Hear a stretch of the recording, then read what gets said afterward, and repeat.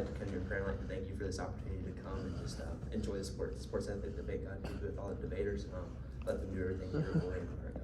And just let us have a good time of fellowship tonight, God. Amen.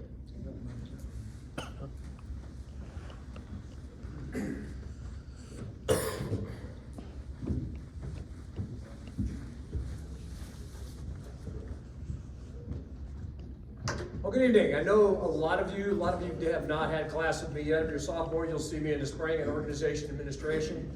I'm Dr. Battenfield. This is my capstone course. This is the final opportunity, probably the last time I'll see a lot of these young men and women in class. Primarily because at the end of the semester, a number of them are graduating or moving on to internships and moving on into the real world. So that's an important step. We have not had this debate for 3 years. The last time we had a debate, most of this group up here were freshmen. Much like the freshmen out here, this is where you want to be. There's perks to this, primarily because they exempt the final exam and they get graded on the performance they do have in the debate tonight. But one of the things that makes me kind of proud is how good they look. I see them, everybody in sweats and all kinds of things coming out of athletic workouts. When we can finally dress up and do a professional presentation, because guess what? The real world is professional presentations. That's exactly what you're going to have to do, whether you're a coach presenting to a prospective athlete or you're a salesperson, whatever you have to do. You have to learn to be professional. You have to learn to present. Probably in the spring, these meetings will be mandatory. We will be giving course credit. Is that right, Dr. Nelson? So there will be a lot bigger crowds because our majors, Dr. Briggs, we have 146 now. And we'll see a lot more people in these meetings. So when we come back together next fall, this will be full. If there's any juniors sitting out here in my ethics class next fall, this becomes a very, very important night for you. So we're happy to be back. I'm really extremely proud. It's very difficult to get up on this stage. It was a tough decision. I mean, all the people that debated in my class, I could have put anybody up here and they would have done a really nice job. So, but they had to choose how we're going to do it. What they're going to do, they will do an opening speech, side will do an opening statement. We'll have 2 rebuttals on each side and one closing argument in the interest of time. So our topic tonight is opting out of college football. And I'll let the groups take over from there.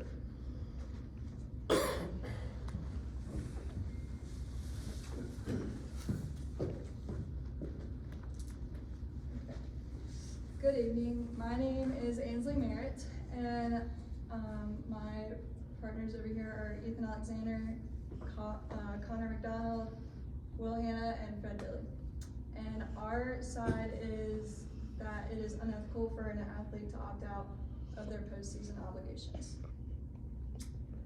Many people might not know that as a junior and a senior, and maybe even sometimes for sophomores, there is the chance to get insurance to provide in case you do get hurt in postseason play, or even in season. If you get hurt, you have the ability to buy insurance, and that way, if you do get hurt, you can claim that money instead of having to go into the real world and not knowing what to do. You at least have a little bit of money to help you figure out what next step you're going to take, because your dreams have been ripped away. So about 90% of potential NFL draft picks projected for this selection in the first 3 rounds take out insurance policies. The recent jump in the number of insured athletes is because the function of numbers going through the roof and the stakes getting higher, not a function of more and more players getting hurt. So people are just know more about the insurance, and they're willing to pay for it because they realize how important it could be. The program keeps people from leaving early and covers juniors and seniors, and then sometimes even exceptional sophomores. Future NFL draft picks also can decide to select with an independent insurance policy. Usually recommend to them by school officials, so you can go and find your own insurance. But also NCAA offers their own policies. An independent premium average cover is like $10,000 for $1 million policy. But the NCAA is typically like $8,000. It's not quite as expensive.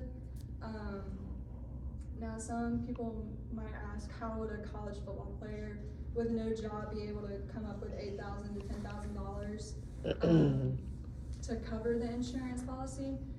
Well, many banks take risk on these athletes and give them a loan-based and the projected value of their first contract. It's an extremely risky business for the banks, lending to someone who has very little net worth, but that's why there are only a handful of banks that are willing to do this. For top-notch players like quarterbacks Drew Henson of Michigan and Michael Vick of Virginia Tech, the NCAA also offers a loss of value insurance option. If either quarterback were to suffer an injury the next season and drop to a third round pick, the loss of value policy would pick up the difference in the total value of their contracts. So if they were top first round picks, and then if they were to get hurt and drop to maybe third round, they would still be able to make money off of that with the loss of value. The NCAA also provides maximum coverage of $3 million on insurance policies for top college athlete players. In addition, the players can combine the coverage with an independent insurance policy as long as it's approved by the NCAA. So you can be covered by NCAA and an independent business. And then the NCAA policies tend to be on the conservative side, insuring up to 65% of the maximum worth of the player's first contract. Outside insurance agents fighting for business are usually able to promise more. So in order to collect on most policies, a student athlete has to prove that because of an injury sustained under the policy. He would not be able to sign with a team and would be unable to pass a physical in order to receive these benefits. Dennis Burns, the president of Pro Financial Services and a U.S. correspondent of Lloyd of London, said it is assumed that every athlete insured has the NFL as his prize and not the insurance policy's huge payout. So when banks take this risk on players, they're really not expecting the player to take advantage of this because they're obviously going to make a lot more money at the NFL. So even if they do have the chance to be drafted and they got hurt, the player would still go with the NFL because they're gonna want to play every Sunday instead of just taking that, $3 million whatever insurance policy. Burns was also quoted to saying, "I rely on these guys thinking that they'd be better off playing on 40 to 100 Sundays throughout the NFL career than to be unknown millionaires having collected under my policy." So there again, that's just proving that the athlete would much rather live out their dreams in the NFL than just collect the money and not really get any benefits out of it. So.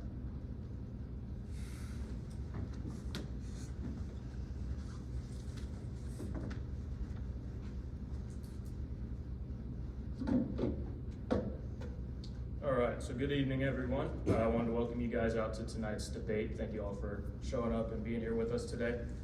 Today, like my colleague mentioned earlier, we're going to be debating whether opting out of a Pro Bowl is ethical or not.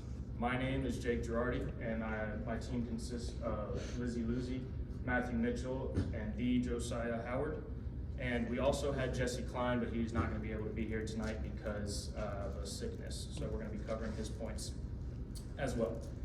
Tonight you're going to hear several points that support our view of why we believe it is ethical for a player to opt out of the college bowl games. I will not be going specifically into much details. I'm going to leave this to my team. But the major areas you're going to hear tonight stem all the way from it's in the benefit of the athlete, and it's also in the best benefit for the NFL. We're also going to be discussing and showing you guys some real life examples of players who actually opted out of their bowl games and went on to have successful NFL careers because of it, as well as athletes who did not opt out and their careers were ruined and did not even make it to the NFL because of this decision. So I'll get right into it. The first point that I'm going to make tonight is that we believe that opting out of bowl games is in the best interest of these athletes. There are countless accounts of players projected to be drafted high in the first round, top 5, top 10 picks, and they decided to play their bowl game for the love of the game and to be seen as a selfless player who puts the team first. But then because of that decision, they play in the bowl game and they end up having a career-ending injury, and their hopes and dreams of the NFL are gone like that in the blink of an eye, with really no real plan now of what they're gonna do in the real world. So let's look at the NFL here. When a player gets hurt in the NFL, they're actually labeled as having a disability. So in response, they receive workers' comp from the NFL, and also the NFL itself is liable for any future complications that athlete might have sustained during their career. Personal example I have of this, my head coach, Landon Powell, injured himself in the MLB, and he actually receives compensation now because of that injury as well, and it works the same in the NFL. But on the other hand, in college, if a player gets hurt, that's it. Their career is over with no compensation coming their way, as well as no real plan to help them get involved in the world.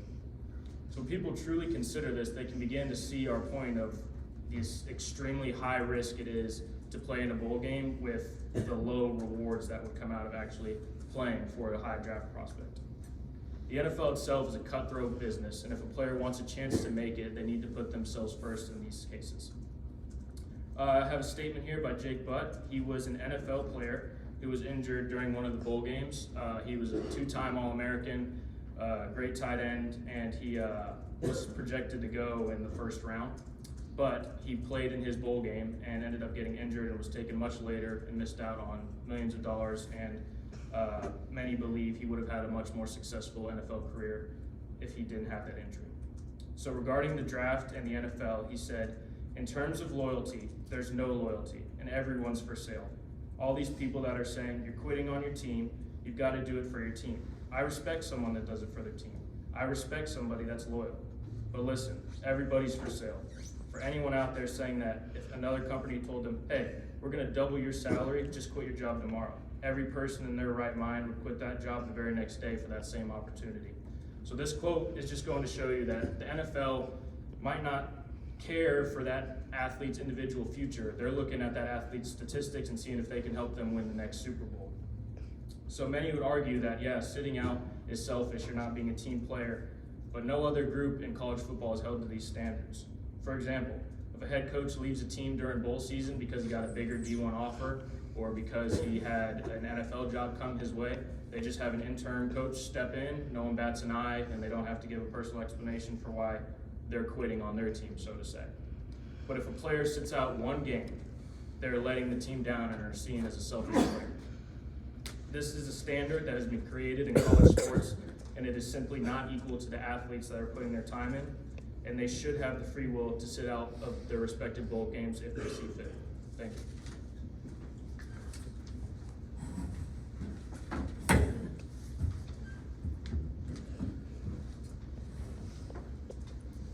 How you doing? I'm Fred Billy. I'm here to continue the argument on the cons of not bowl games. As a team, earns the right to compete in the bowl game is sometimes the last time seniors will ever put on the pads. Guys like Kadarius Toney, Kenny Pickett, Jahan Dotson, Jaquan Brisker, Alontae Taylor, all chose to sit out their bowl games, but then turned around and chose to play in the Reese Senior Bowl, which is the most prestigious senior bowl around. So how is that ethical to quit on your team, but then turn around and join a team full of strangers to compete in the one-week event to quote-unquote boost your draft stock? Kadarius Toney, Kenny Pickett, Jahan Dotson, Jaquan Brisker all sat out, with Kadarius Toney being Florida's most dynamic playmaker on offense, which resulted in the bowl loss in the Cotton Bowl, which is one of the most prestigious bowls you can go to. Kenny Pickett sat out his bowl, which is the Georgia Peach Bowl, which is one of the most prestigious bowls you can go to, and his team lost. Jahan Dotson and Jaquan Brisker both, respectively, are the best player on each side of the ball for Penn State, and they resulted in a loss. Alontae Taylor is arguably Tennessee's best defender on defense, and they gave up their most points of the season, which resulted in a loss. So is it ethical for those guys who work so hard and know this is their last time putting on the pads to go out there without their best players and suffer a loss because some guys want to be selfish? I know it's a next man up mentality, But sometimes when you got first round draft picks as Jahan Dotson, Kenny Pickett, and Kadarius Toney, those guys are hard to replace. Speaking on the Senior Bowl, the Senior Bowl is a 1 week event that consists of one-on-ones and intense practices. So that means every time you go out there, you sleep in a hotel for a week, and every time you go out there, it's an interview process. You know, you might.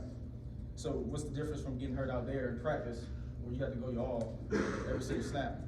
Then to get to Saturday of the game, where you probably get a quarter or two of reps because there are you and about 60 to 70 other guys that have to play in that game. So what's the difference?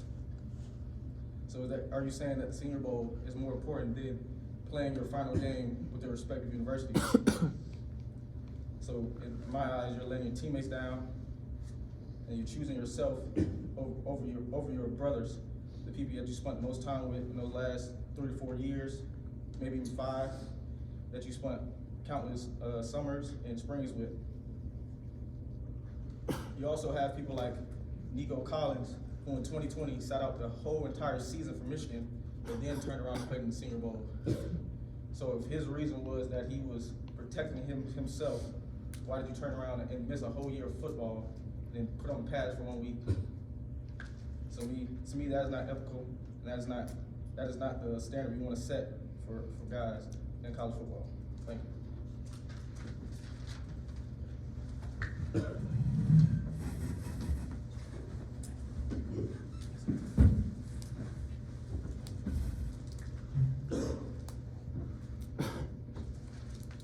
Good evening. My name is Matthew Mitchell, and I will be continuing on the pro side of opting out. Currently, after every college football season, we go into bowl season. This is when teams that have 6 or more regular season wins get to play against each other at a neutral site in games like the Cotton Bowl, the Rose Bowl, the Peach Bowl, and so on. This year, there are 43 bowl games, meaning that there's 86 FBS level teams that will get to play a chance to play an additional game. However, as we have seen throughout the years, these star players choose to opt out. Why is this? The NFL. A lot of money is in the NFL. As fans, we get upset when we see these players opt out of these games, saying they are abandoning their team in a big game. However, some people involved in the NFL do not see this as so. Joe Banner, a former NFL president and CEO, had this to say about players opting out. I struggle to understand those that are criticizing these players. Schools, networks, announcers, no one would be covering or broadcasting these games unless there was money to be made. To ask players to play for free and risk their NFL careers, ask them to do something no one else would do. To the NFL and the player, opting out is a business decision. What are the players going to gain from playing one extra game? Many prospects and NFL scouts see this extra game as an unnecessary risk of injury, as the bowl games have little to affect on a team's season. By this time in the season, most NFL prospects know where they land on draft boards. They either know they're going in the first round, second round, third round, wherever. Last year, we saw 2 of the greatest wide receivers in Ohio State history sit out, Chris Olave and Garrett Wilson. They sat out one of the biggest bowl games in the country, the Rose Bowl. They went on to be top 15 picks going back-to-back at 10 and 11. Last year, we also saw Kenny Pickett, the now starter for the Pittsburgh Steelers, sit out of the Peach Bowl when the Pittsburgh Panthers played Michigan State. So what makes opting out so attractive to the NFL, you may ask? Well, the main thing is players that opt out of bowl games have a better chance of coming into the league healthy. Say you are a senior playing at your favorite college football program and you're playing in a bowl like the Cheez-It Bowl. This is just another bowl game to most, as it has no involvement to the college football playoff. Before the game, you're seen as a first-round pick. That is until you tear your ACL during the game. An injury like an ACL tear is at least a 9-month recovery plus the rehab period. Draft night comes and you're still fortunate to get picked in the first round. But the NFL team that picked you suffers because you are not available to start playing right away, making this not only a waste of your first year of being a pro, but for the team, it is also a waste too. Last year, Alabama star wide receiver Jamison Williams tore his ACL in a national championship game, which is considered part of bowl season. I understand that nobody's going to sit out the national championship game, but he has yet to play a single snap this year in the NFL because of that injury. The NFL benefits when these players sit out, because most likely they'll be able to come into the NFL and be able to compete at a higher level, like Garrett Wilson, like Chris Olave, Kenny Pickett, Kayvon Thibodeau, and the list goes on. Though we hate to see our favorite players opt out of the bowl games, it's in the best interest of the player and the NFL that these players still opt out. Thank you.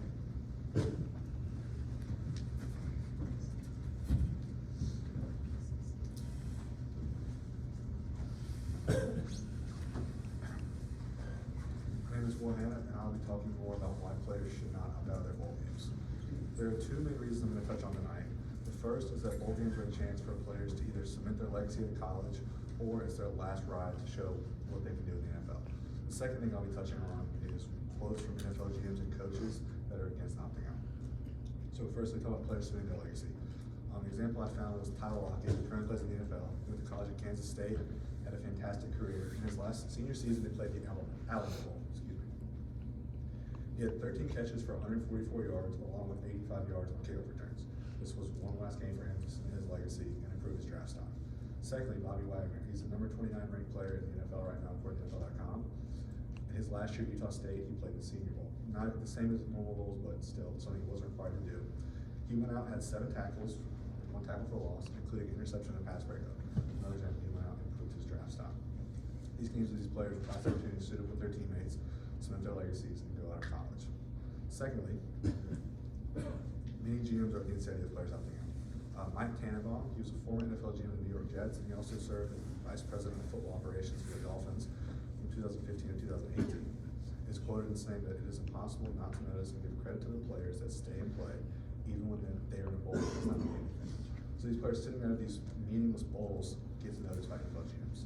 Secondly, according to the 33rdteam.com, many NFL coaches have been quoted as saying that they are not in favor of players opting out, as the player makes a commitment to their team, and then opting out is seen as breaking that commitment. And finally, former Pittsburgh Steelers GM Kevin Colbert, he served with the team from 2000 to 2021, sat down with Kevin Clark from the Ringer.com and was asked about opting out. The answer he gave was, obviously they're doing it for safety and health first and foremost, and we respect that. However, the players that get the opportunity to play and choose to play, we feel more comfortable in their evaluations. He's also said that when looking at players to draft, if there are 2 players that have similar draft stock and they need a tiebreaker, it is more likely they'll pick the player who's played recently. So the Bullies give these players an opportunity to finally have one final goodbye with their schools, their teammates, and be seen in a positive light by going out and playing these games that don't mean anything to NFL teams. Thank you.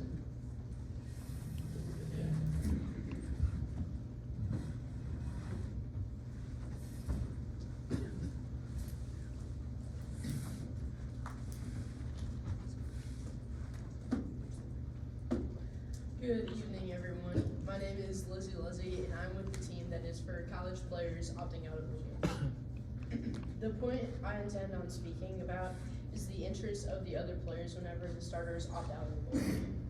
The players that opt out of the bowl game, they leave a position that needs to be filled for these bowl games. Therefore, this gives the players that did not get a chance to play throughout the season an opportunity to play for these bowl games. For an example, Garrett Wilson and Chris Olave opted out of the Ohio State's Rose Bowl game, which gave the opportunity for Jackson Smith-Njigba to set the FBS bowl game and the Ohio State single game record for most receiving yards with 347 yards in the year of 2022. If Garrett and Chris did not opt out of this, they would have taken away the opportunity for Jackson when Jackson was overlooked. Jackson is not the only example. By having other players fill that position, it shows that the coaches, if these players are second string or third string, if they are mentally prepared, if they are physically prepared, or if they know their right routes, if they are able to connect with their other teammates and understand their playing positions. This encourages and gives hope in faith to those second string players, even third string players, to continue to work on the field and off the field to develop their skills, leadership abilities, as well as their teammate connections. Whenever those second string players start to lose hope, they can look forward to these bowl games and be prepared to step in and perform in place of those players who opted out. Because some coaches at the beginning of the season decide to make players second string or even third string, and then they don't get to play for the remainder of the season. However, whenever those starters opt out of the bowl game, then those second string players that were overlooked and did not get to play for the regular season get an opportunity to perform, and they can prove their coaches right or they can prove their coaches wrong. And then these coaches that overlooked them can see if they were right or if they were wrong, and it prepares the team as well as the coaching staff and that player for the next season. Whenever they opt out of the bowl game, it is in the best interest of the athlete. These players are not choosing to opt out of national championships or playoff games, only these bowl games. And it gives their teammates a chance to play once their coaches overlook that second or third string. They can be overlooked because at the beginning of the season, everyone makes mistakes. Some people don't get to come in and they're not instantly ready, but by getting to stay because they don't get to travel with their team, because they're only third string or maybe second string, they get to stay at home and they get to train in their facility all season long, and they get to be prepared for the rest of the season. And it is important to the coaches because it helps them prepare for the next season by seeing what players can connect with each other, what players do not understand the game plan or the routes, if they understand their positions, or if these players can fill other positions whenever they are needed, and if they are being able to be called upon and be ready at any minute of the game. Overall, it gives the team and the coaches a chance to prepare for their future seasons and chances for the second or third string players to perform in a real game, as well as what they need to work on for the future. Thank you.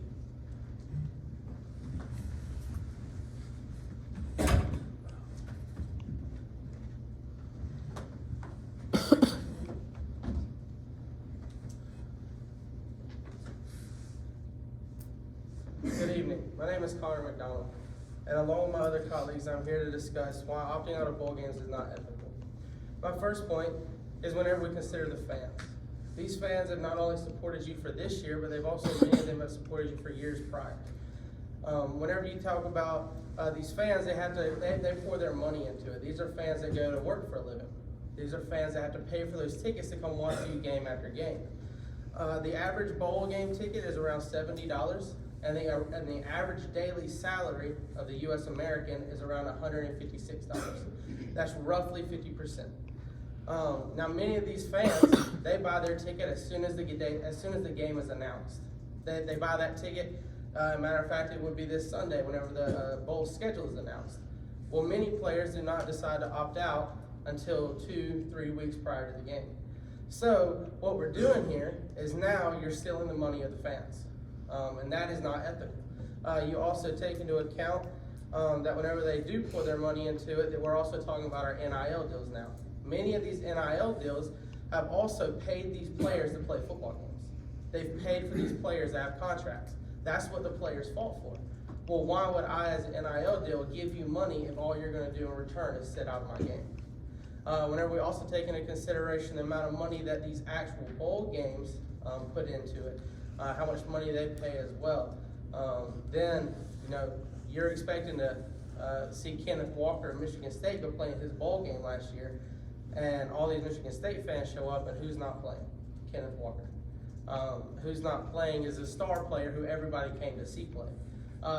As a fan, I would just like to ask those players, how would you feel if I, as a fan, did not show up to one of your games?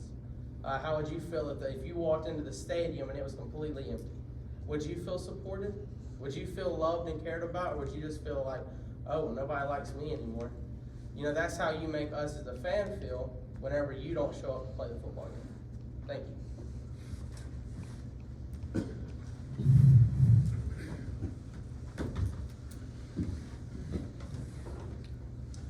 Good evening, ladies and gentlemen. My name is Josiah Howard, and it is an honor and a privilege to debate for the possibility of opting out. There is a simple principle this country was built around, and this principle is freedom. In the United States of America, there is a freedom of choice. Certainly my peers have argued well-rounded points already indicating the ethical morality of choosing to opt out. I, however, would like to close our opening by discussing the choice of opting out itself. You see, my esteemed colleagues believe opting out is ethically immoral. The logical flow of thought for them is to remove the option of opting out should it be immoral in every situation. I believe that not only is it ethically permissible to opt out of a bowl game, but that it is also immoral to disallow the option to opt out. I'm not arguing here for the ethical goodness or wrongness of actually opting out in and of itself, but rather arguing for the ethical wrongness of removing the option to opt out. One must understand again that freedom is the essential basis of our country's founding, and this is why. Because we believe each and every man was created in the image of God, designed to wisely weigh the benefits and the harms of an action. To decide for someone that opting out is always, in every circumstance, wrong, therefore to ban opting out is to deny their choice. Either sign up for the entire season and risk injury, or have no say over your physical health and therefore the potential of a career, a future, and a livelihood. Or don't play the sport of your choice for the entire year. To remove the freedom is immoral. To allow freedom is the essence of what this country was founded upon. Certainly, there are rare situations where opting out may be selfish, maybe a self-centered act. However, to deny the option because of the potential for harm or negative choice is to begin to deny every option in existence. For example, it is immoral or wrong to drive having slept fewer than 5 hours. It is simply dangerous. And yet we have no law banning the existence of driving. Certainly, we should ban driving since it can unethically be used, right? No one would agree to this preposterous notion, and yet my esteemed peers are attempting to argue for the banning of opting out. I would ask you listeners to judge not whether opting out may be unethically done, but whether it is always unethical. Should there be instances of ethical opting out, something my colleagues have demonstrated, then opting out should be allowed, if nothing more than for the sake of freedom and choice.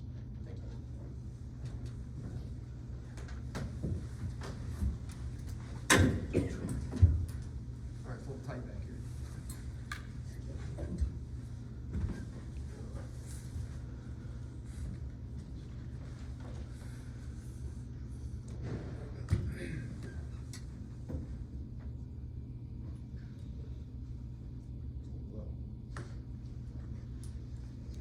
Good afternoon, and thank you for being here tonight. The popular belief about college football and college athletes in general is that the players go out every Saturday and compete for the love of the game and for their team. While these ideals are still true in some capacity, there are more and more examples in almost every facet of the sport in which players make business decisions and financial decisions. When discussing a player whose draft stock